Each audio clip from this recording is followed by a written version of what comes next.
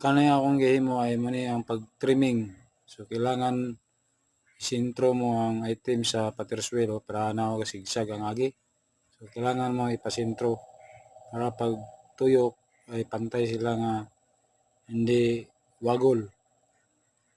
Yan, pasintro natin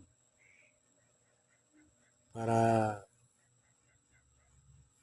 pantay ang kanyang tuyok.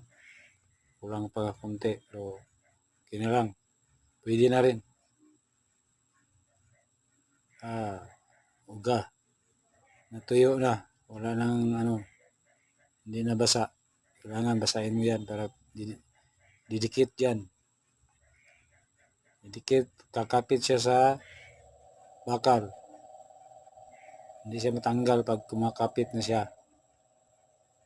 Okay, pasintro.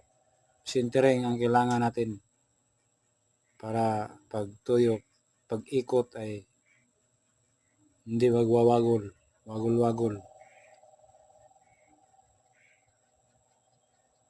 Bago ka mag-umpisa pag-trimming. Trimming ay kukunin ang mga excess klida sa gilid.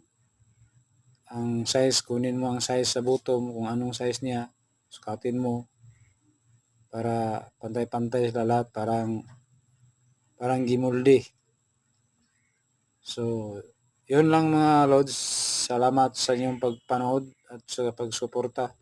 Salamat. God bless you all. Bye-bye. Subscribe please.